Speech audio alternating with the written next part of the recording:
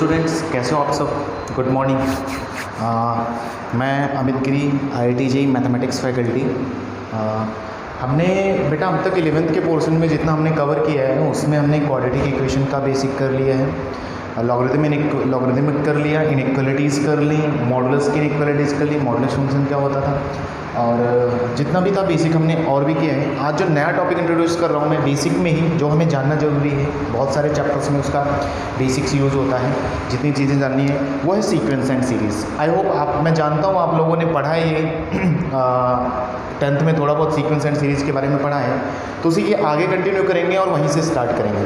तो हेडिंग दे देते हैं सीक्वेंस एंड सीरीज, है ना, सीक्वेंस एंड सीरीज। तो इस चैप्टर में, ठीक है ना, बस इंट्रोडक्शन करूँगा और जो भी चीज़ें हमें लगने वाली हैं वो करेंगे। तो सीक्वेंस एंड सीरीज में बेसिकली देखेंगे कि सीक्वेंस क्या होता है, सीरीज क्या होता है, इसी को लोग दूसरा एक और नाम दे देते हैं, प्रोग्रेशन भी बोलते हैं बहुत लोग। तो क्या चीज़ें हैं मैं आपको बताता हूँ, है ना। स्टार्ट करेंगे तो पहला स्टार्ट करते हैं, तो सीक्वेंस की डेफिनेशन से ही स्टार्ट करते हैं। तो लिखते हैं सीक्वेंस इज ए, है ना, sequence is set of terms, sequence is set of terms, है ना, टर्म्स फॉलोइंग which follows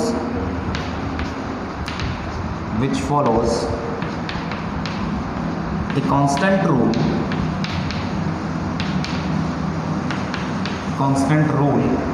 और एल्गोरिथम, है ना, एल्गोरिथम। ये क्या चीज़ है कि भाई सीक्वेंस होता है कुछ ऐसे टर्म्स का सम होता है, ऐसे नंबर्स का सम होता है जो कि एक बेसिक रिजल्ट, मतलब बेसिक रिलेशन को फॉलो करता हुआ चले, जिसके टर्म्स एक बेसिक रिलेशन को फॉलो करते हुए चले, या फिर एक एल्गोरिथम को फॉलो करते हुए, है ना। टर्म्स या फिर फंक्शन भी हम बाद में बोल सकते हैं। तो इतनी बातें सही है।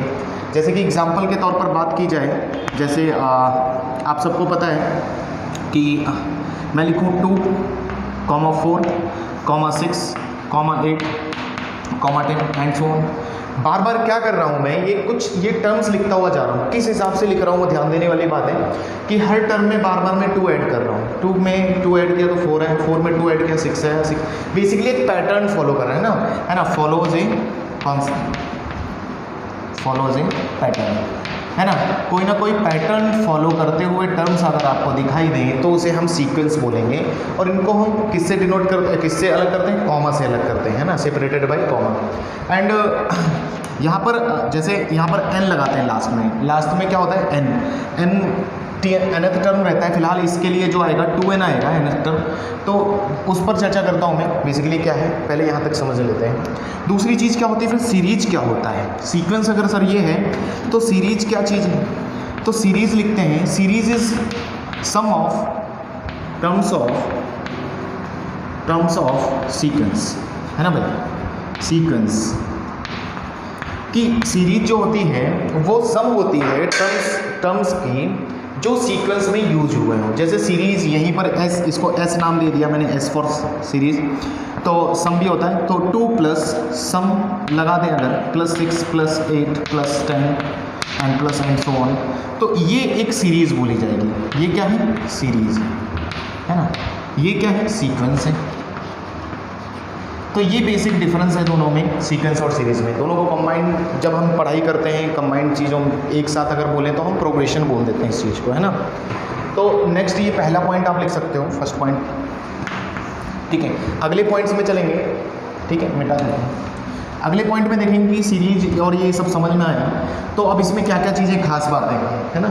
जैसे कि इसमें आप देख रहे होंगे कि कुछ टर्म्स हैं जो चलते रह रहे हैं, है ना।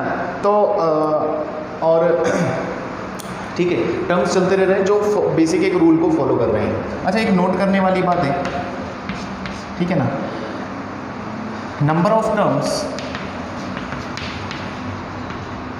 Terms always lie in natural number. यानी कि नंबर ऑफ टर्म्स हमेशा जो रहेंगे, नंबर ऑफ टर्म्स जैसे 10 टर्म है, 100 टर्म है, वो हमेशा नेचुरल नंबर में लाई करेंगे। इसके बाद मैं हेडिंग देता हूँ प्रोग्रेशन। अब प्रोग्रेशन क्या होती है, प्रोग्रेशन भी सेम सीक्वेंस एंड सीरीज को ही बोलते हैं। तो प्रोग्रेशन इज अगेन, है ना, is a set of terms या फिर function following a constant rule, pattern, algorithm, comma pattern और एल्गोरिथम, ठीक है ना। जैसे इस चीज़ को और समझते हैं क्योंकि ये सब बेसिकली हम प्रोग्रेशन में ही पढ़ते हैं। तो बेसिकली ये चीज़ है। अच्छा, अब एक काम और करते हैं, है ना, कि मैं आपके सामने TN जैसा एक चीज़ होती है, एक टर्म होता है TN, है ना, जिसे हम TN बोलते हैं। एक TN होता है, TN को नाम देते हैं nth टर्म बोलते हैं या फिर जनरल टर्म बोलते हैं, जनरल टर्म। ये क्या चीज़ होती है वो मैं बताता हूँ। जैसे कि एग्जाम्पल के तौर पर समझना, जैसे किसी ने लिखा 1 + 2 + 3 + 4, ये कोई सीक्वेंस है। इस तरह इसका जो जनरल टर्म आएगा वो हमें लिखना होता है। n के टर्म्स में हम लिखते हैं, n के टर्म्स में लिखते हैं, है ना। यानी कि TN is always function of n। ये बात है कि TN जो होता है हमेशा किसका फंक्शन होता है, n का फंक्शन होता है ना। तो 1 + 2 + ये किस चीज़ को फॉलो कर रहा है, पहले आया 1, फिर आया 2, फिर आया 3, फिर आया 4, तो बार बार ये फॉलो कर रहा है n को। समझो, मतलब n में अगर TN में, है ना, TN में अगर मैं 1 रखूँ तो मुझे क्या मिलेगा, फर्स्ट टर्म मिलता है। समझ में आया क्या। अगर n की जगह 2 रखूँ तो T2 बोला जाएगा। T2 को हम बोलते हैं सेकेंड टर्म। ये बातें ध्यान रखना, है ना भाई। अगर मैं n की जगह 3 रखूँ तो T3 आएगा, तो इसे हम क्या नाम देंगे, थर्ड टर्म, है ना भाई। ये चीज़ें ऐसे चलती रहती हैं। और इसी तरह TN आएगा, चलते चलते जिस दिन n रखूँगा TN आएगा, तो इसे हम नाम देते हैं nth टर्म, है ना। तो ये चीज़ें, तो जैसे इधर ये क्या है, ये nth टर्म है इसका, यानी कि n नंबर पे बैठा हुआ टर्म। और इसी nth टर्म में अगर मैं n की जगह 1 रखूँ तो मुझे पहला टर्म मिलेगा, n की जगह 2 रखूँ तो दूसरा टर्म मिलेगा, n की जगह 3 रखूँ तो तीसरा टर्म मिलेगा। ठीक है, तो ये कहानी है। ठीक है, यहाँ तक कॉपी कर लो, फटाफट आगे बढ़ते हैं। अब मैं आपके सामने कुछ प्रोग्रेशंस लिखूंगा जिसके कि आपको क्या करना पड़ेगा, nth टर्म सोचना पड़ेगा। मैं आपके साथ सोचूंगा, आप भी सोचना। ठीक है, लिखते हैं। देखो प्रोग्रेशन, पॉइंट नंबर 2 था ये, third one is this. So progression, और इधर उनका nth टर्म, ठीक है ना। कुछ प्रोग्रेशंस लिख रहा हूँ, जैसे पहला है A progression, 1 2 3 4 5 and dot dot, B 2 4 6 8 and dot dot, C 1 3 square 3 square 3 cube 3 की power 4 dot dot dot, D 1 into 1 1 into 2 1 into 2 square 1 into 2 cube dot dot, है ना। E 1 into 1 into 1 1 into 5 1 into 5 की power n 5 की power 2 1 into 5 की power 2 and dot. ठीक है ना। और लिखते हैं F लिखा 1 into 1 1 into 1/3 कॉमा 1, कुछ गड़बड़ कर रहे हैं हम, हाँ ठीक है, वो तो चलने दो। यहाँ पर 2 कर लो, 2 3 4, यहाँ पर भी कर लो 2 3 into 1/3 और 4 into 3 square 4 into 1/3 cube 4 into, इस तरह। ठीक है, बेसिकली ये कुछ मैंने सीक्वेंस अपने ऐसे ही रैंडम लिख दिए। मतलब मैं इनका जानना चाहूँगा कि nth टर्म इनका क्या है। nth टर्म मतलब क्या होता है, TN। मतलब TN वो टर्म होता है कि जिसमें हम n की जगह 1 रखें तो मुझे पहला आदमी मिले, n की जगह 2 रखूँ तो दूसरा आदमी मिल जाए, और n की जगह 3 रखूँ तो तीसरा टर्म मिल जाए। तो ये तो बहुत आसान है पहचानना। 1 2 3 4 5 इस तरह कहाँ तक जाएगा, n होगा तो इसका तो nth टर्म n ही हो जाएगा, है ना। अच्छा 2 4 6 8, तो ये किसको फॉलो कर रहा है, 2n को फॉलो कर रहा है। सोचना है बस, 2n चेक करके देखो। n की जगह 1 रखो तो 2 मिलेगा, n की जगह 2 रखो तो 4 मिलेगा, n की जगह 3 रखेंगे तो 6 मिलेगा। 3 रखने का मतलब है थर्ड टर्म, n की जगह 4 रखने का मतलब है फोर्थ टर्म, है ना। अगेन इसमें सोचते हैं तो ये क्या चीज़ को फॉलो कर रहा है, देखो 1 3 3 स्क्वायर 3 क्यूब 4 3 की पावर 4। देखो कैसे सोचते हैं, जब मैं ये पहला टर्म है, दूसरा टर्म है, तीसरा टर्म है, चौथा टर्म है, बार बार हो क्या रहा है, बेस चेंज हो रहा है क्या, नहीं चेंज हो रहा, यानी कि 3 की पावर में ही आएगा। लेकिन जब मैं थर्ड टर्म पर हूँ यानी कि n की जगह 3 रखने पर ये आना चाहिए, तो n की जगह 3 रखने पर 2 आ रहा है, तो इसका मतलब 1 डिग्री कम करके आ रहा है, यानी कि इसका जनरल टर्म होगा 3 की पावर n-1। ठीक है, इसी तरह इधर समझेंगे तो 1 × 1 × 1 × सब में चल रहा है, 1 × 2 है ना, यानी कि कांस्टेंट है, तो 1 तो सबके साथ है। 2 की पावर देखो सेकंड टर्म पर है तो डिग्री 1, थर्ड टर्म पर है तो डिग्री 2, फोर्थ टर्म है तो डिग्री 3, तो इसका मतलब 1 डिग्री कम करके लिखेंगे क्या, बस कम करके लिखेंगे 1 × 1। अगला सोचो, अगला क्या है कि इनटू में चल रहे हैं सारे, है ना, तो आगे वाले जो टर्म हैं इनटू से पहले वाले टर्म 1 2 3 4 ये किसको फॉलो कर रहे हैं, n को फॉलो कर रहे हैं, n इंटू, है ना, n में 1 रखेंगे तो पहला 2 2 3 4 इस तरह मिल जाएगा। पीछे वाले जो टर्म है वो इंटू 5 की पावर n-1, इसका जनरल टर्म ये हो जाएगा n × 5 की पावर n-1। इसमें आप n की जगह 1 रखो तो पहला टर्म मिलेगा, 2 रखो तो दूसरा टर्म मिल जाएगा, 3 रखो n की जगह तो तीसरा टर्म मिल जाएगा, एंड 4 रखोगे तो फोर्थ टर्म मिल जाएगा। सिमिलरली अगेन इधर 1 2 3 4 आगे वाले लोग n को फॉलो कर रहे हैं, इनटू पीछे वाले लोग 1/3 की पावर में लिखोगे n-1। ठीक है ना, चेक कर लो, n की जगह 1 रखो तो 1 × 1 - 1 0 डिग्री हुआ, तो 1/3 की पावर 0 डिग्री मतलब 1 × 1। 2 रखेंगे तो n की जगह 2 × 1/3 2 - 1 कितना 1, यानी कि डिग्री 1, तो 1/3 की डिग्री 1। ठीक है, 1/3 की डिग्री स्क्वायर आएगा अगले बार थर्ड रखेंगे तो ये बात समझ में आई। जनरल टर्म लिखना मतलब आप कोई भी सीक्वेंस में आपको दूं तो आप इस तरह से लिख सकते हो, आसान है कि नहीं। ठीक है, आगे क्या करते हैं देखते हैं, कुछ क्वेश्चन नहीं। अच्छा, अगले पॉइंट पर, चौथे पॉइंट पर भी और बढ़ता हूँ मैं। द फोर्थ पॉइंट इज लिखना, चौथा पॉइंट क्या है, देखो आपको समझ में आ गया कि कोई सीरीज रहता है तो पहला टर्म होता है, दूसरा टर्म होता है, तीसरा टर्म होता है, चौथा टर्म होता है, पांचवा टर्म, इस तरह टर्म्स चलते रहते हैं। n की जगह 1 रखते हैं तो पहला टर्म होता है, n की जगह 2 रखते हैं तो दूसरा टर्म होता है, n की जगह 3 रखते हैं तो तीसरा टर्म होता है, ऐसा होता है ना। और इसको हम जनरल टर्म बोल सकते हैं, nth टर्म बोल सकते हैं। मतलब ये इनमें कुछ भी आप रखो, जैसे n की जगह 1 रखोगे तो सीक्वेंस का पहला आदमी मिलेगा, n की जगह 2 रखोगे तो सीक्वेंस का दूसरा आदमी मिलेगा, इस तरह चलता रहता है। अच्छा, एक और इसी तरह होता है SN भी हम डिनोट करते हैं, इसे हम बोलते हैं sum of n terms, n terms मतलब क्या है, सम ऑफ n टर्म्स। देखो अब बेसिकली एक सीरीज अगर देखें, जनरल कोई सीरीज देखें तो SN लिख दूँ मैं, अगर SN मतलब होता है सम ऑफ n टर्म्स, यानी कि किसी सीरीज में अगर n टर्म है, टर्म कैसे लिखते थे सर, देखो जैसे मैं ऐसे लिख देता हूँ, T1 मतलब पहला टर्म, T2 मतलब दूसरा टर्म, T3 मतलब तीसरा टर्म, T4 मतलब चौथा टर्म, इस तरह करते करते Tn तक जाएगा, यानी कि SN कुछ इस तरह होगा। यानी कि SN क्या होगा, SN को हम ऐसा इन शॉर्ट बोल सकते हैं समीशन ऑफ Tn। क्या बोल सकते हैं भाई, SN = समीशन ऑफ Tn, कि भाई जैसे ये सम होता है किसका, Tn नंबर्स का। जैसे कोई आपको बोले कि S1 फिर क्या होगा, S1 क्या होगा, मैं सोचता हूँ S1 मतलब यहाँ 1 रखा तो यहाँ 1 आएगा, यानी कि समीशन ऑफ T1, यानी कि S1 होगा T1 sum of first term, only first term, यानी कि एक टर्म तक का सम। अच्छा, S2 फिर क्या होगा, S2 होगा 2 टर्म तक का सम, है ना, तो क्या लिखोगे T1 + T2, है ना, सम ऑफ 2 टर्म्स। भाई स्टार्टिंग से ले रहे हैं सब। इसी तरह आपको समझ में आएगा कि सर अब S3 आप लिखोगे तो S3 कैसे लिखोगे, T1 + T2 + T3 लिखोगे सर आप। हाँ, मैंने कहा बिल्कुल सही है। अब देखो यहाँ पर एक खास बात चमकी कि T1 + T2 की वैल्यू किसके बराबर है, S2 के बराबर। यहाँ पर भी T1 + T2 है, तो इस इक्वेशन में मैं S3 = T1 + T2 की जगह S2 रख दो, तो S2 रख दिया तो S2 + T3।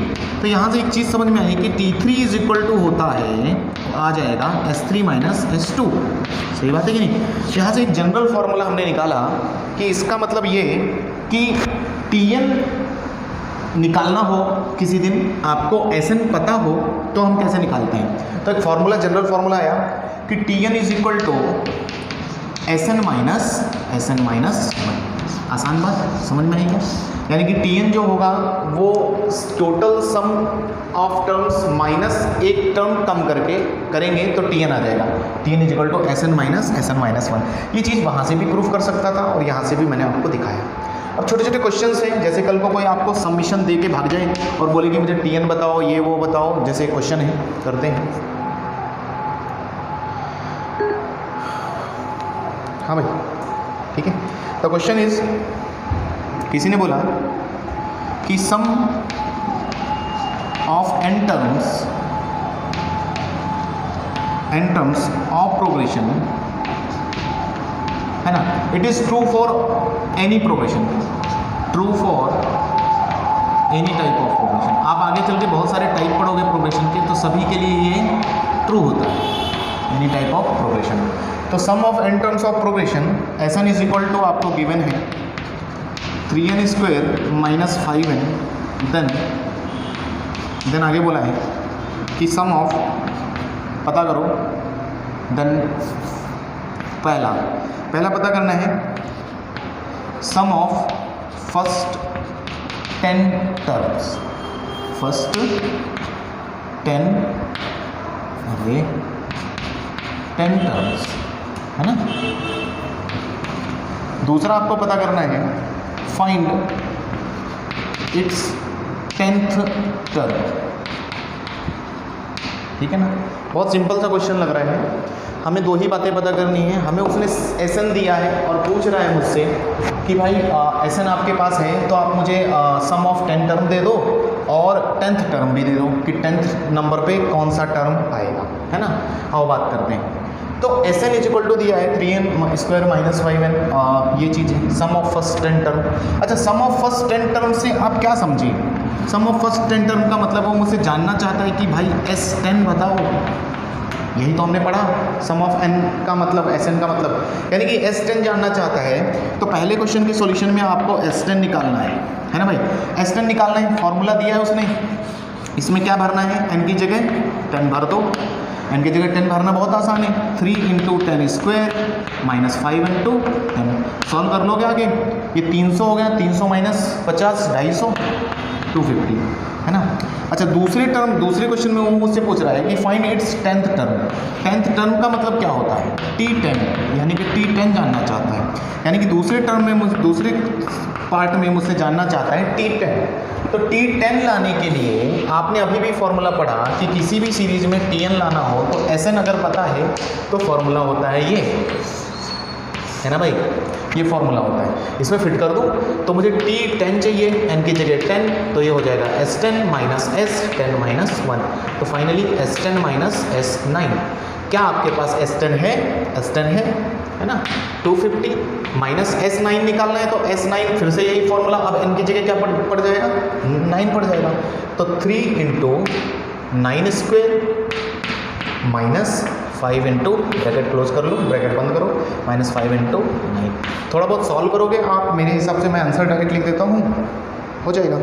यहाँ से सॉल्व करोगे आप तो फाइनली 52 आ रहा है मेरे पास आंसर। आप सॉल्व करके देख लेना है, 52 आ रहा है या नहीं आ रहा बाद में बताना मुझे, है ना।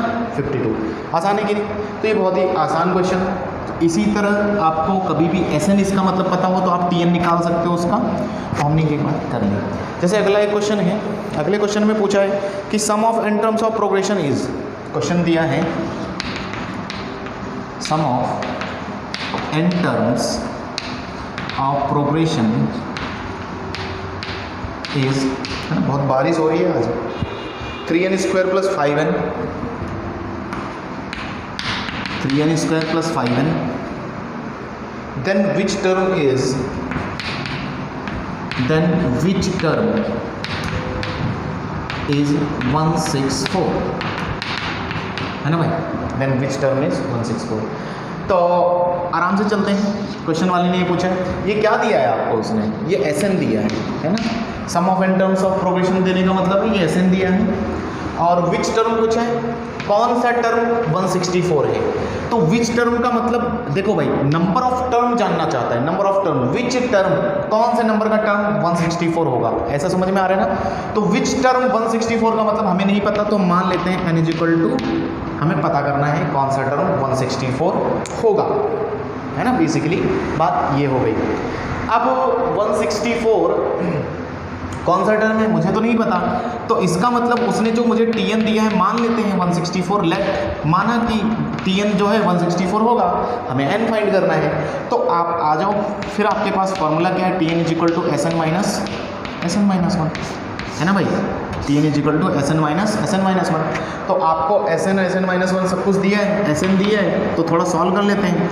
तो टी एन की जगह मैं 164 लिख दूंगा, 164 is equal to S N, तो 3n स्क्वायर है ना भाई, plus 5n as it is, minus bracket S N minus one लिखना है, तो n की जगह भी क्या रखना है, n की जगह क्या रखना है, n माइनस वन, तो 3 वैसे ही रहेगा, n की जगह n माइनस वन का whole square plus 5 into n minus one. बोलो यहाँ तक किसी को दिक्कत तो नहीं हो रही है क्या मैं कर रहा हूँ, नहीं ना भाई, ये एस एन लिखा है ना, ये एस एन माइनस वन लिखा है, n की जगह n माइनस वन करके लिख दिया। थोड़ा सॉल्व कर लेते हैं, सबको थोड़ी बहुत मैथमेटिक्स आती है। तो 3n square plus 5n minus, अंदर ही अंदर सब काम हो जाएगा। तो 3 को बोला थोड़ी देर बैठो, 3n square plus 1 minus 2n plus 5n minus 5। बोलो सही बात है कि नहीं। थोड़ा और सॉल्व कर लेंगे, तो आपको पता है कि अंदर 3n स्क्वायर मल्टीप्लाई कर दो और माइनस भी अंदर भेज दो, ठीक है ना। 3n स्क्वायर कितनों को मल्टीप्लाई हो रहा है, यहाँ से यहाँ तक बस, है ना। ओके, तो ये हो गया 3n स्क्वायर प्लस 5n, आराम से चल रहा हूँ, मुझे कोई जल्दबाजी नहीं है। माइनस 3n स्क्वायर माइनस 3 हो जाएगा, है ना भाई, माइनस 3 और माइनस माइनस प्लस 6n हो जाएगा, क्या 3 2 जा 6n, और माइनस अंदर जाएगा 5n और प्लस का 5, है ना भाई, साइन चेंज हो जाएंगे। 3n स्क्वायर देखते देखते साफ हो गया, 5n भी उड़ रहा है, क्या 5n भी साफ हो गया, और क्या चला गया, है ना। जो बच गया वो कुछ आपके सामने ऐसा दिख रहा है कि 6n और 5 में से 3 गया 2, तो 6n प्लस 2 लिख दूँ क्या, तो 6n plus 2 is equal to 164 आ गया क्या। 2 से कैंसिल कर दोगे तो कितना आएगा, हाँ भाई, तो 3n प्लस 1 बचेगा, 3 2 कॉमन लेके इधर डिवाइड मार रहा हूँ, तो ये कितना बचेगा 82 क्या। तो 3n थोड़ा और करते हैं, तो 3n इज इक्वल टू, एक कम कर दो 81, तो फाइनली सॉल्व करोगे तो n इज इक्वल टू कितना आया 27 क्या, n इज इक्वल टू 27, यानी कि 27 नंबर का आदमी जो होगा वो 164 उसकी वैल्यू होगी, यानी कि T21 इज इक्वल टू 164। यहाँ तक बात समझ में आ गई, कोई दिक्कत नहीं ना, आगे चलें। तो अब मैं बेसिकली ये सब प्रोग्रेशन के बारे में था, ये जनरल बात थी प्रोग्रेशन के बारे में। अब आप प्रोग्रेशन में क्या क्या चीज़ें पढ़ते हो उसमें चलता हूँ मैं, है ना, ये मिटा देता हूँ फटाफट। बेसिकली प्रोग्रेशन में हम ज़्यादा नहीं 1-2 लेक्चर ही करेंगे, है ना, जिसमें कि बेसिक बहुत जल्दी हो जाएगा, आपने पढ़ा भी है। तो प्रोग्रेशन हेडिंग डालते हैं फिर से। प्रोग्रेशन के अंदर आप जो पढ़ने वाले हो सबसे इम्पोर्टेंट वो मैं बताता हूँ, 3 4 5 सीरीज़ पढ़ोगे, है ना, या ज़्यादा भी हो जाती है ना। 5 इंपॉर्टेंट है। पहली हम बोलते हैं अरिथमेटिक प्रोग्रेशन। क्या बोलेंगे, अरिथमेटिक प्रोग्रेशन, जिसको आप प्यार से क्या बोलते हो, AP।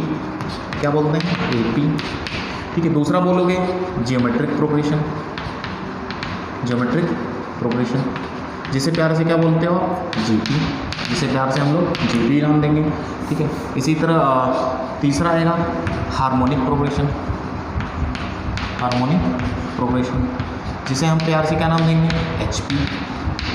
और एक और आ जाता है लास्ट, है ना, नाम क्या देते हैं उसे बोलते हैं अरिथमेटिको जियोमेट्रिको सीरीज, अरिथमेटिको जियोमेट्रिको सीरीज या प्रोग्रेशन। ये खास है और काफ़ी इंपॉर्टेंट, जेई वाले एकदम से क्वेश्चन पूछते हैं इस पर, है ना, लास्ट कई सालों में इस पर क्वेश्चन आया हुआ है। तो इसे AGP हम नाम देते हैं, AGP, है ना, मिक्स होती है दोनों अरिथमेटिक प्रोग्रेशन का और अरिथमेटिक प्रोग्रेशन का, ठीक है। तो बात करते हैं, पहला हम जो सबसे पहले पढ़ेंगे, इसीलिए AP पढ़ेंगे, तो हेडिंग दे देते हैं अरिथमेटिक प्रोग्रेशन, अरिथमेटिक प्रोग्रेशन। हाँ तो भाई समझते हैं अरिथमेटिक प्रोग्रेशन क्या चीज़ होती है।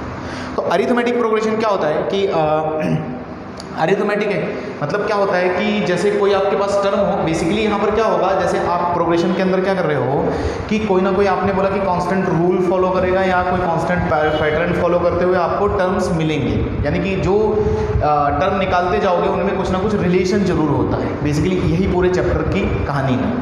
तो अरिथमेटिक प्रोग्रेशन में क्या रिलेशन होगा, यहाँ पर जो एक टर्म मिलेगा वो अगले टर्म में कुछ ना कुछ जोड़ कर मिलेगा, है ना, मतलब पिछले टर्म में कुछ ना कुछ जोड़ कर जब आपको अगले टर्म मिलते जाएं ऐड करने पर, तो समझ जाना अरिथमेटिक प्रोग्रेशन होता है, ठीक है ना।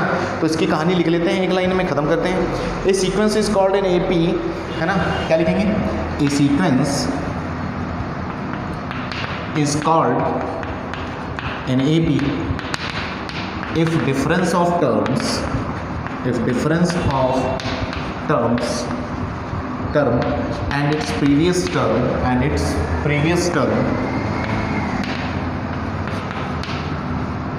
is constant,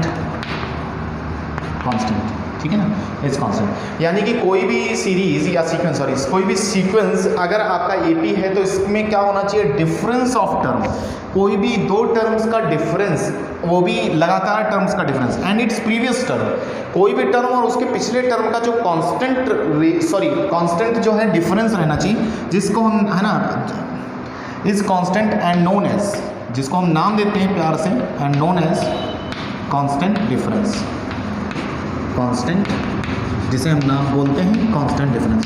यानी कि कांस्टेंट डिफरेंस का होना बहुत ज़रूरी है भाई, हर टर्म में एक कांस्टेंट डिफरेंस दिखेगा जिसे हम डिनोट करेंगे, डिनोटेड बाय स्मॉल d।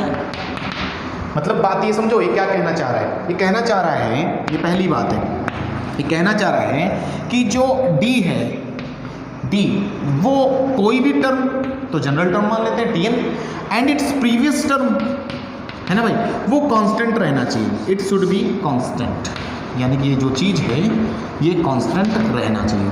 तो जैसे कि एग्जांपल से सर समझाओ, कुछ समझ में नहीं आया मुझे, आओ समझते हैं, ठीक है। जैसे एक कोई सीक्वेंस लेते हैं अपने मन से और देखते हैं, है ना, एग्जाम्पल के तौर पर आपको कोई सीक्वेंस देता हूँ मैं, जैसे 3 दिया मैंने, 6 दिया, 9 दिया, 12 दिया और इस तरह है।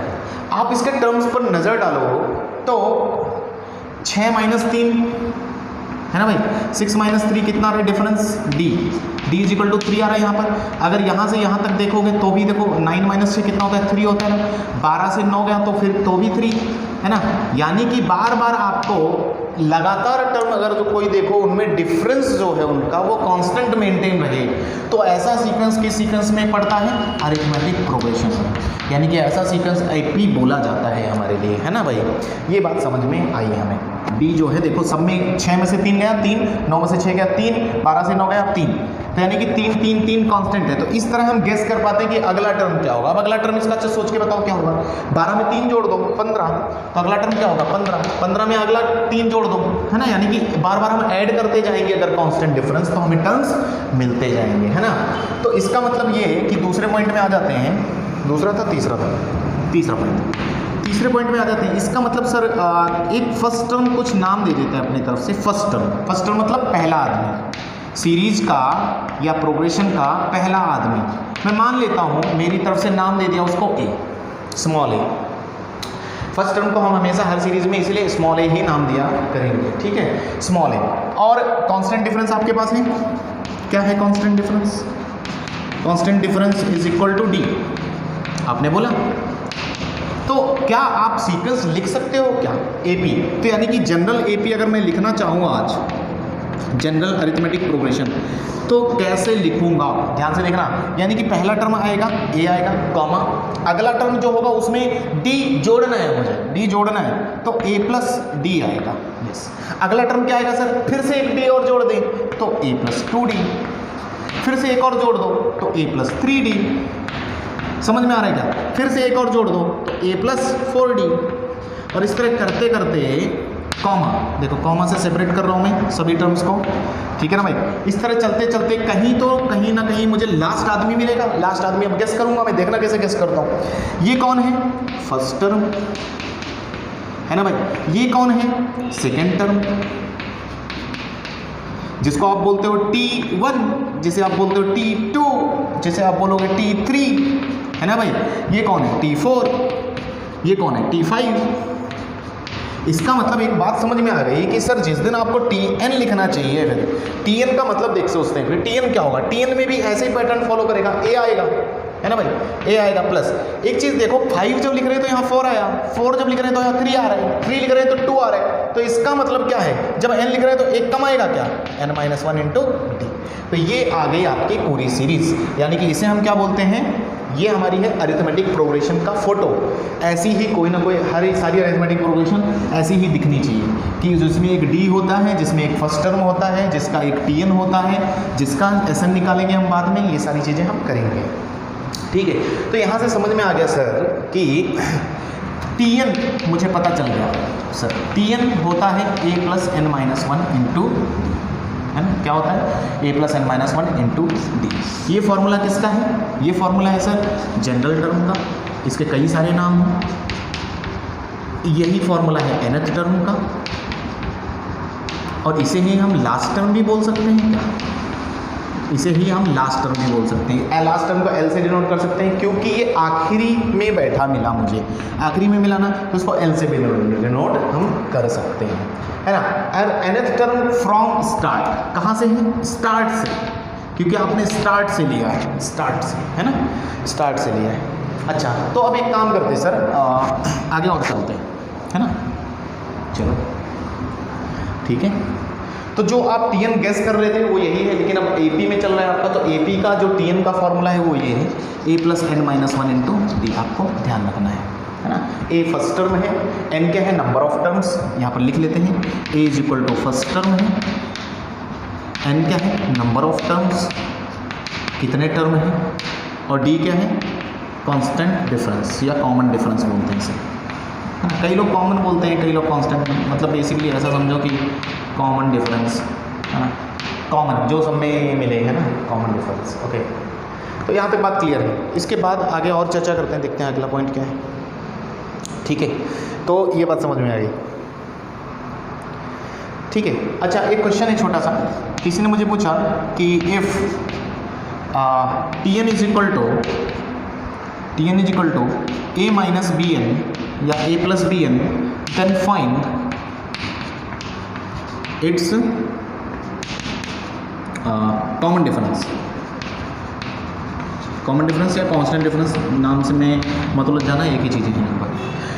कॉमन डिफरेंस पता करना है, इसका मतलब डी पता करना है ना, डी पता करना। अच्छा टीएन दी है, तो अभी कहीं आपने पीछे एक फॉर्मूला सुना था, डी इज इक्वल टू क्या था, D is equal to T N minus 1, है ना, D is equal to T N minus 1। तो डी निकालें, टी एन पता है, डी निकालते हैं। तो टी एन की जगह एज इट इज़ भर दूँ ए प्लस बी एन, है ना भाई, माइनस एन की जगह n माइनस 1 रखना है, टी एन माइनस 1 रखते वक्त n माइनस 1 रखना है, तो a plus B into n minus 1, है ना, क्लोज। थोड़ा और सॉल्व करेंगे तो ये हो गया a plus B N minus a minus B times n minus 1। थोड़ा और सॉल्व कर लेते हैं तो यहाँ से शायद मिल जाए आपको, थोड़ा ट्राई करते हैं। तो d is equal to a plus B N minus a minus B N और माइनस माइनस प्लस, तो सब कुछ कट गया क्या, पूरा साफ हो गया। तो d जो आया वो b आया क्या, d जो है b के बराबर आया। इसका मतलब एक नोट करके नहीं करके बात समझ में आई कि इफ़ आपका tn जो है लीनियर फंक्शन है, लीनियर फंक्शन ऑफ n है, समझो भाई ये लीनियर फंक्शन था n का, ये कैसा फंक्शन था, लीनियर था। कैसे सर लीनियर क्या होता है, अरे लीनियर आपको क्वाड्रेटिक फंक्शन में इसीलिए बताया, लीनियर फंक्शन क्या होता है, जिसमें डिग्री वेरिएबल की कितनी हो, n हो। यहाँ वेरिएबल कौन है, n है, a तो कांस्टेंट है, b भी कांस्टेंट है, n वेरिएबल है, वेरिएबल की डिग्री 1 है। तो tn अगर लीनियर फंक्शन हो, तो अगर आपको डायरेक्ट d बताना पड़े, जैसे tn मान लेते हैं, tn की फोटो यही वाली है, जैसे a प्लस बी एन है, तो tn तो इसका जो d होगा, है ना, तो जो इसका d आएगा constant difference, d will be equal to b, या फिर बोलो कि कोफिशिएंट ऑफ n। सर बात समझ में नहीं आई। जैसे एग्जांपल, कल को आपको tn इज इक्वल टू कोई 7 प्लस 4n लेके चला जाए, कोई आपको कल को tn 3 माइनस 5n दे दे, तो आपको तुरंत d पता चल जाएगा। अरे भाई d इसका 4 है, n के साथ कौन बैठा है, इसका d तुरंत -5 है। ये बात कहना चाह रहे हो, आपको ये सब झमेला करने की जरूरत नहीं है। अगर आपको डायरेक्ट पता है तो ये स्ट्रिक है कि जो n के साथ बैठा है वही d है। सॉल्व करना घर पे आराम से करोगे, समझ में आ जाएगा, है ना, ये चीज़ होगी। अच्छा, तो जनरल टर्म पता चल गया है ना, और आगे चलते हैं, है ना भाई।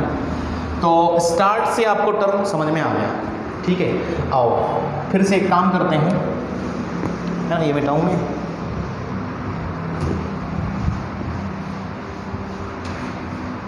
अब मैं तुम्हें आपको क्या करता हूँ, पूरी सीरीज़ लिख के दिखाता हूँ। जैसे आपको पता है पॉइंट नंबर तीसरा, चौथा, पाँचवा, कुछ चौथा ले लेना पॉइंट, ठीक है ना। जनरल बातें चलती रहती हैं अपनी, पॉइंट दे दे कर हम लिखते हैं सारी चीज़ें, क्योंकि कुछ अभी रैंडम सब पढ़ाई चल रही है ना, ज्ञान बस बटोर रहे हैं। पिछला वाला ज्ञान जो है वो सीक्वेंस में लगाने की कोशिश कर रहा हूँ मैं आपका, है ना। तो पहली चीज़ आपने ए लिया है ना, मैं SN लिखना चाह रहा हूँ। SN समझते हो, sum of all the terms, है ना। तो A प्लस अगला टर्म क्या होगा, A प्लस B होगा, समझ रहे हो ना। पहला टर्म, दूसरा टर्म, दूसरे टर्म को कैसे लिखते हैं, A प्लस B। अच्छा चलो एक और बात समझाता हूँ मैं, चलो ये तो इस बात पे बाद में आता हूँ। तो सर इसका मतलब जो आपने TN लिखा था A plus N minus 1 into D, तो कल को मुझे कोई बोले कि 8th टर्म ऑफ AP लिखना है, तो इसका मतलब मैं डायरेक्ट T8 लिख दूँ, और T8 का मतलब A प्लस 7D क्या। हाँ, कल को T10 बोले तो A प्लस 9D, एक कम कर देना खटाखट। T12 बोले कोई तो A प्लस 11D। ये बातें समझ गई। खटक से आपको लिखना हो 12th टर्म, है ना भाई, तो T12, है ना भाई। 10th term A plus N 9D, किसी दिन आपको लिखना पड़े सर 20th टर्म लिख के दिखाओ आज। तो 20th टर्म का मतलब समझे, T20 मतलब A प्लस 19D, ना भाई 19D। तो ये चीज़ें आपको जल्दी से लिखनी आनी चाहिए, ठीक है ना। मैं मिटाता हूँ जो पॉइंट पे चल रहा था उस पर वापस आता हूँ। ये चीज़ें बढ़ा लेना ताकि आपको तुरंत, जैसे मैं कल को बोलूँ 7th टर्म, तो 7th term A plus 6D, 5th term A plus 4D, है ना। ये चीज़ें आपको डायरेक्ट आनी चाहिए, क्योंकि हमने यहीं से ये चीज़ें सीखी थी। अच्छा, पॉइंट नंबर 4 अगेन, अब आप कर रहे हो SN, ठीक है। SN क्या होता था, सम ऑफ n टर्म्स, क्या होता था, n terms of sequence series, है ना। तो SN अगर इसका मैं फोटो देखना चाहूँ तो कुछ ऐसा दिखेगा, A प्लस पहला टर्म, दूसरा A प्लस D, तीसरा A प्लस 2D, चौथा A प्लस 3D, है ना भाई। इस तरह चलेगा, चलता रहेगा। अच्छा एक काम करता हूँ, आपसे लास्ट का एकदम टर्म से टर्म पूछता हूँ। लास्ट का टर्म L लिख दूँ मैं, कोई दिक्कत वाली बात तो नहीं है ना। L यहाँ तक दिख रहा है ना सबको, आपको L। अच्छा ये लास्ट टर्म है, कैसा टर्म है, लास्ट टर्म है। आप इधर से जब चल रहे हो सीक्वेंस में तो आप हर बार D जोड़ते हो, है ना भाई, कांस्टेंट डिफरेंस। अब ये अगर आखिरी आदमी है तो इससे पहले वाला आदमी क्या रहा होगा, इससे पहले वाला आदमी जो रहा होगा वो दिमाग लगाते हैं। देखो ये इसके आगे बैठा है, ये पीछे है, तो इसमें डिफरेंस क्या है, इसमें D एक्स्ट्रा है। यानी कि अगर ये पता है ये निकालना है तो क्या करोगे, D घटाओगे क्या। अगर ये पता है ये निकालना है तो इसमें से एक D कम कर दो तो ये मिल जाएगा, इसमें से एक D कम कर दो तो इसी तरह मैं अगर पहले वाला टर्म मुझे पता है, इसके पिछला वाला टर्म मैं गेस करना चाहूँ तो वो क्या होगा, उसमें से D घटाएंगे। यानी कि जब पीछे से कहानी हम चलाते हैं तो डी घटाते हुए चलाते हैं, और आगे से चलाते हैं तो डी जोड़ते हुए चलाते हैं। तो कुछ इस तरह सीक्वेंस चलेगा और इस तरह बीच में जुड़ेगा, ठीक है। ये सीक्वेंस आपको पूरा दिखेगा। यहाँ पर ये पहला टर्म है, आपको पता है ये कौन है, दूसरा टर्म है, ये कौन है, तीसरा टर्म है, ये कौन है, चौथा टर्म है ना भाई।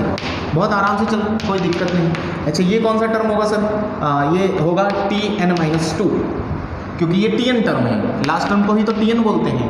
ये कौन होगा फिर, Tn-1, एक पहले, फिर दूसरे दो टर्म पहले, ऐसे। ये बात समझ में आ गई सर, ओके समझ गया मैं। तो इसका मतलब सर एक चीज़ समझ में आ रही है कि, है ना, nth टर्म, दो बातें मुझे समझ में आ रही हैं जो मेरे दिमाग में आ रही हैं कि nth टर्म फ्रॉम बिगिनिंग, है ना, स्पेलिंग देखना या स्टार्ट लिख देखो, फ्रॉम स्टार्ट। भाई nth टर्म फ्रॉम स्टार्ट चाहिए, यानी कि किसी को 10वां टर्म चाहिए स्टार्ट से, वो भी इधर से देखना स्टार्ट कर रहा है। क्योंकि देखो सीक्वेंस में कुछ फर्क नहीं पड़ने वाला, आप इधर से सीक्वेंस लिखो या उधर से लिखो, दोनों तरफ से सीक्वेंस सेम रहने वाला है, ठीक है ना, कुछ नहीं। तो कोई अगर शुरुआत से टर्म देखना चाहे तो nth टर्म शुरुआत से आपको Tn लिखना है, वो किसको फॉलो करेगा, इन चीज़ों को फॉलो करता हुआ चलेगा। तो वो लिखा जाएगा A plus N-1 into D, जो पहले था। लेकिन यहीं पर अगर मुझसे कोई पूछे कि nth टर्म फ्रॉम एंड चाहिए। कल को क्वेश्चन वाला बहकाएगा आपको कि बोलेगा नहीं नहीं नहीं मुझे स्टार्ट से नहीं चाहिए, मुझे पीछे से टर्म बताओ, पीछे से 10वें नंबर का टर्म बताओ। यहाँ से तीसरे नंबर पर ये आया है ना भाई। यहाँ से अगर पीछे से सीक्वेंस देखें तो ये पहले नंबर पर है, पीछे से सीक्वेंस देखें तो दूसरे नंबर पर है, ये तीसरे नंबर पर है, इसी तरह चौथे नंबर पर यहाँ आदमी आएगा।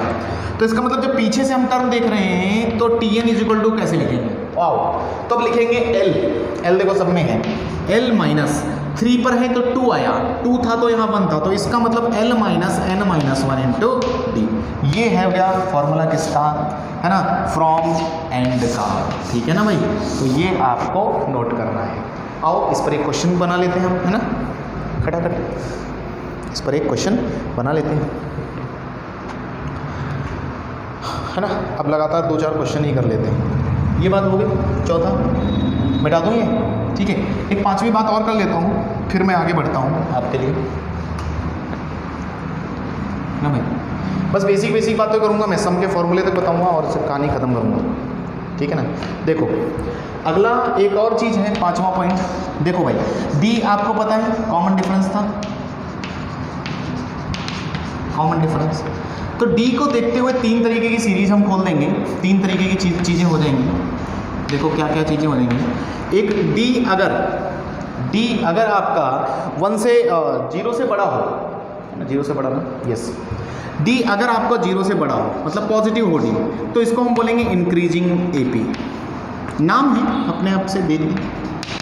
एग्जाम्पल के तौर पर इंक्रीजिंग एपी में जैसे सपोज करो आपका पहला टर्म है 2 और आपने डी लिया 2, डी इज इक्वल टू 2, तो डी कैसा है, पॉजिटिव है, बड़ा है ना 0 से, तो सीक्वेंस क्या है 2 + 4 + 6 प्लस ऐसा। देखो इंक्रीज हो रहा है क्या, यानी कि टर्म्स बढ़ रहे हैं, तो इसीलिए इंक्रीजिंग नाम दिया। अच्छा, डी अगर आपका लेस देन 0 हो तो डी लेस देन 0 मतलब निगेटिव हो डी कैसा, D negative, D is equal to आपका किसी दिन निगेटिव आ जाए, तो इसे हम नाम देंगे डिक्रीजिंग एपी। क्या नाम देंगे, यानी कि आज ये डिक्रीजिंग एपी है। जैसे एग्जांपल के तौर पर आज मैं डी इज इक्वल टू -2 ले लूँ और ए मेरा 2 ही है, ए क्या है 2 है पहला टर्म, तो सीरीज क्या दिखेगी 2, पहला टर्म 2, अगला क्या आएगा, अगला आएगा इसमें डी को जोड़ते हैं हम तो 2 - 2 0 हो जाएगा, फिर इसमें डी जोड़ते हैं तो -2 हो जाएगा, फिर इसमें डी जोड़ते हैं -4 हो जाएगा, और इस तरह -6। सीरीज निगेटिव में भागेगा, इसका मतलब डिक्रीज हो रहे हैं, इसे डिक्रीजिंग बोल देंगे। इसी तरह जिस दिन डी इक्वल टू 0 ही रहेगी, यानी कि डी 0 है, यानी कि डी इक्वल टू 0 है, तो इसे हम बोल देते हैं कांस्टेंट एपी। क्या नाम देते हैं, कांस्टेंट एपी। तो कांस्टेंट एपी क्या होगा सर, तो कांस्टेंट एपी के लिए डी हमेशा 0 रहेगा, ए मान लो 2 है, तो सीरीज कैसा दिखेगा 2 2 2 2 2 2 2, न घट रहा है न बढ़ रहा है, बार बार वही टर्म आपको मिलेंगे। तो ये भी चार्ट बना लो फटाफट, आगे चलते हैं फिर क्वेश्चन पे।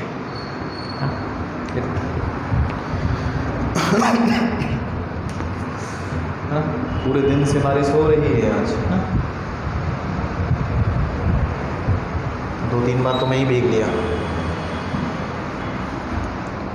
चलो एक क्वेश्चन करते हैं, 1-2।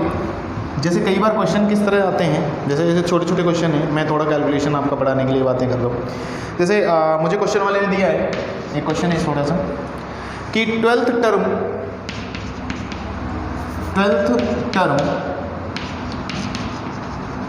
Of AP is 125 is 25 and seventh term is 10 is 10, then find 20th term, है ना भाई। तो क्वेश्चन में देखते हैं, पहले आपको क्वेश्चन पढ़ना है, क्या क्या चीज़ें समझ में आ रही हैं उसी हिसाब से लिखना है। पहले हमेशा ध्यान रखो, कभी भी क्वेश्चन को एकदम से ऐसा भूखे शेर की तरह टूट मत जाना, है ना। पहले पढ़ा करो उसको ध्यान से, आराम से, है ना, जल्दबाजी करने की जरूरत नहीं। 12th term of AP is 25, यानी कि T12 मुझे बोल रहा है वो 25, खटाक से एक बात नोट हो गई। 7th टर्म इज 10, यानी कि T7, एपी की बात कर रहे हैं तो समझ में आ रहा है एपी।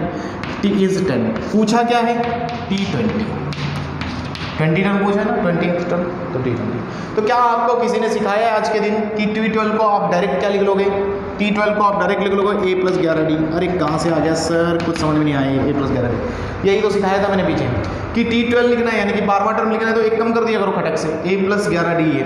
T7 लिखा है, T7 का मतलब क्या है, a plus 6d is equal to 10। तो क्या किसी दिन आपने बचपन में सीखा है दो इक्वेशन दो अननोन, इसको सॉल्व करके मुझे a एंड d लाओगे क्या, ए और डी ले आओगे, घर पे करना तुम्हारे लिए होमवर्क है। और अगर किसी ने T20 मुझसे पूछा तो T20 क्या होगा, a प्लस 19d। तो भाई ये आपका ही क्वेश्चन है, यहाँ से a और d फाइंड करो इन दो इक्वेशन से, इक्वेशन 1 2 निकाल लोगे a और d, या मैं निकाल के दूँ, है ना। एक बार सब्ट्रैक्ट कर देना, देखो माइनस माइनस माइनस सब्ट्रैक्ट करते करते a साफ हो गया, 11 से 6 गया 5d, है ना भाई। 11 से 6 गया 5d, 25 से 10 गया, 25 से 10 गया, कितना बच गया 15। तो d कितना चमका आपको, d कितना चमका, d चमक गया 3, है ना भाई। d चमकते ही किसी में भी d रख दो आपको a मिल जाएगा, a मिलते ही और d मिलते ही इसमें पुट कर देना, आपका आंसर आएगा। सॉल्व करना, मैं डायरेक्ट आंसर बता देता हूँ आपको, सॉल्व करोगे आंसर आएगा 49 भाई, है ना। a आएगा -8, a विल बी -8, सॉल्व करना, and T20 is minus, answer आ रहा है मेरे पास माइनस सॉरी प्लस 49, आंसर आएगा 49। सॉल्व करना, सॉल्व योर सेल्फ, इतने बड़े तो हो ही गए हो, सब कुछ बता दिया, अपने आप सॉल्व कर लेना, ठीक है ना भाई। ठीक है, तो यहाँ तक बात क्लियर है, यानी कि कल को ऐसे इस तरह क्वेश्चन भी आए तो आप कर लोगे, है ना। अच्छा चलो यहाँ तक बात क्लियर है, नेक्स्ट चलते हैं, ठीक है। नेक्स्ट अब सम की बात कर लेते हैं, है ना। देखो सम पर आने से पहले सम का बताऊंगा मैं आज, और आज क्लोज करेंगे। छठा पॉइंट लिख लो जो भी हो, sum of n terms of AP, arithmetic progression का सम ऑफ n टर्म्स। देखो इसके पीछे एक कहानी भी है, एक कोई तो मैथमेटिशियन था, ठीक है ना भाई, उसको, है ना, ये बहुत पहले की कहानी है, एग्जैक्ट मुझे याद नहीं है, थोड़ी थोड़ी धुंधली से याद है, तो मैं सोच रहा हूँ सुना दूँ, है ना। Sum of n terms of AP पर ही कहानी है, क्योंकि आपको बताया गया है कि देखो क्या करना है। सम ऑफ n टर्म्स का मतलब यह है कि SN से डिनोट करोगे n टर्म्स, यानी कि जो आप T1 plus T2 plus T3 ये कर रहे हो ना, उसको सम ऑफ ऐसा चाहिए n तक का। तो देखो सम ऑफ n टर्म्स का क्या कहानी है ना, कभी भी याद रखना, AP का सम ऑफ n टर्म्स अगर चाहिए तो एक कहानी है, मैं वो सुनाता हूँ पहले, फिर चलता हूँ। देखो कोई तो ऐसा मान लो एक मैथमेटिशियन था, बाहर की बात है, बहुत पहले की है, तब लोगों को सम करना नहीं आता था। तो बेसिकली आप खुद अपने मन में ही सम सोचो, कुछ 50 या 100 टर्म्स मान लो, 100 टर्म्स में दे दूँ आपको ये AP के, जैसे 2 + 3 + 2 4 6 8 ऐसा कुछ दे करके दे दूँ, और बोलूँ कि ये 100 टर्म्स तक इसका सम बताओ, है ना। तो ऐसे ही टीचर करवा रहा था ये, और उसने सम दिया, बहुत सारे बच्चे लगे पड़े सम करने पे, 2 में 4 जोड़ रहे हैं, फिर 6 जोड़ रहे हैं, फिर 8 जोड़ रहे हैं, इस तरह कैलकुलेटर से करोगे तो बहुत टाइम लगेगा, इवन आप कैसे भी करोगे बहुत टाइम लगेगा। तो एक कोई तो मैथमेटिशियन था, उसके दिमाग में क्या आया, वो क्या करता था, वो बहुत जल्दी आंसर बता देता था, वो तुरंत जोड़ के देता था, सर देते थे और वो तुरंत जोड़ के बता देता था। सर बड़ा सरप्राइज हो गए, समझ में नहीं आ रहा था उनको ये बच्चा कैसे कर दे रहे। तो फिर उससे पूछा गया कि भाई बताओ कि तुम कैसे कर पा रहे हो ये सम। तो उसने तरीका बताया, और वही तरीके से हम इसका फॉर्मूला प्रूफ करते हैं। तो तरीका ये था कि कभी भी सीरीज आपको AP में मिले, AP की सीरीज का सम निकालना हो, तो एक बार हिंदी में लिखता हूँ, एक बार सीरीज को सीधा लिखो,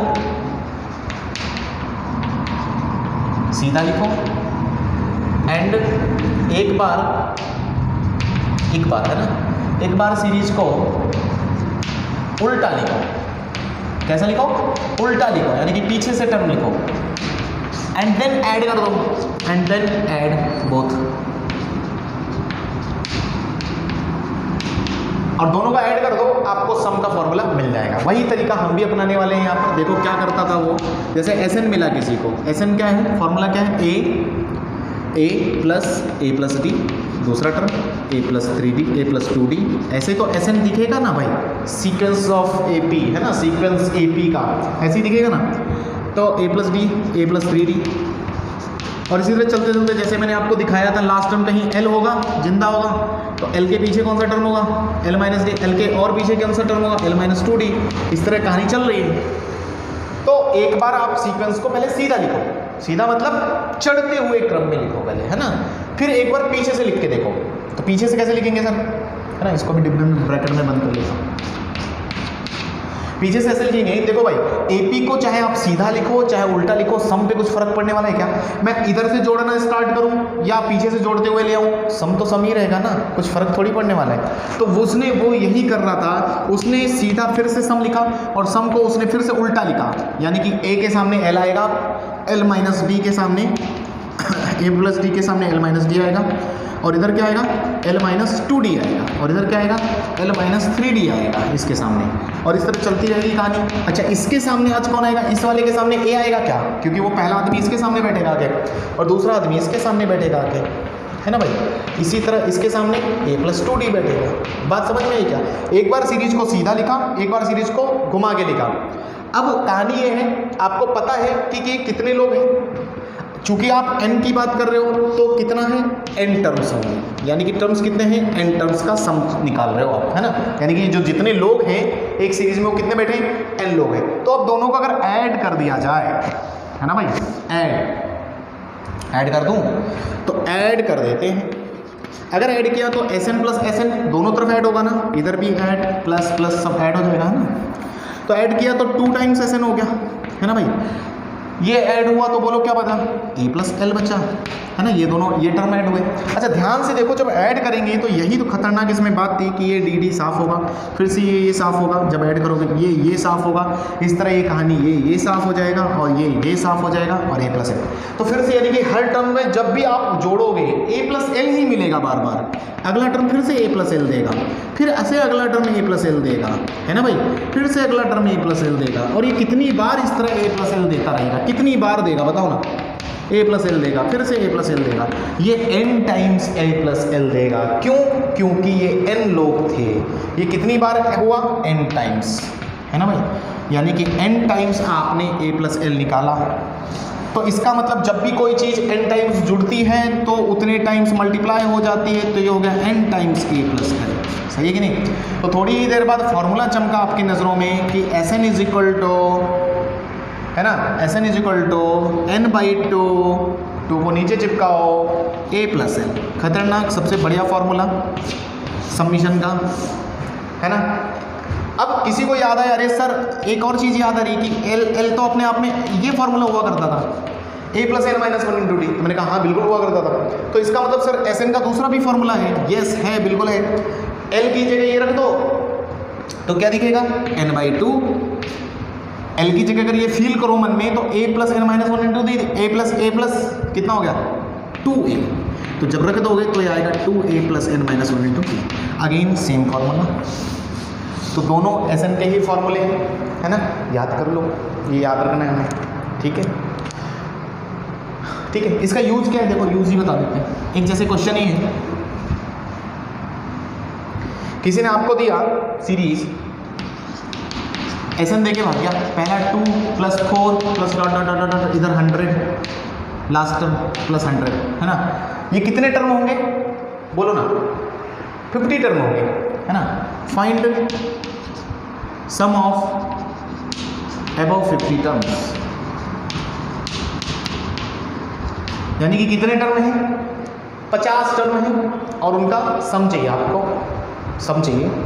तो सम के लिए देखो आपको क्या करना है, आपको कुछ नहीं करना, यानी कि सम का फॉर्मूला अगर हम और इलेबोरेट करें हमारे लिए तो क्या निकल के आया, हमारे लिए निकल के आया n/2, यानी कि number of term divide by 2, first आदमी प्लस लास्ट आदमी सीक्वेंस का। नहीं समझ में आया? अरे यही तो है, first term plus last term, n/2 कितने लोग हैं। तो अगर मुझे Sn लिखना हो तो वो यही करता था, वो तुरंत देखता था कितने लोग हैं, उसे पता चला 50 हैं तो 50 लिखता था डिवाइड बाई 2, पहला आदमी कौन 2, लास्ट आदमी कौन 100। लो सर सम आ गया, कैलकुलेट कर लो। नहीं समझ में आया? तो ये बात यहाँ तक क्लियर है। तो इस तरह वो बहुत आसानी से सम निकाल सकते थे। तो ये तरीका याद रखना कि कभी भी एपी का सम जो निकालते हैं हम, तरीका ये बात तक काम आएगा हमें। तो एक बार सीक्वेंस सीधा लिखना होता है, एक बार उल्टा लिखना होता है और ऐड कर देते हैं, हमें सम का फॉर्मूला मिल जाता है। और बेसिकली आपको सम का फॉर्मूला डायरेक्ट याद रखने हैं दोनों, n/2 a + l, n/2 2a + n - 1 × d। आज के दिन tn बताया मैंने आपको, tn = a + n - 1 × d। तो ये फॉर्मूले आपके लिए इंपॉर्टेंट है। अगले लेक्चर में इसी की आगे चर्चा करूंगा मैं, तो यहीं पर रोकता हूँ, है ना। तो सीक्वेंस सीरीज़ का बेसिक है, थोड़ा बहुत आपने जो पढ़ा है अब तक 10th में उससे थोड़ा अलग होगा, या यहाँ तक चीज़ें अगर पढ़ी है आपने तो बहुत अच्छी बात है। ठीक है, मिलते हैं अगले लेक्चर में। Thank you.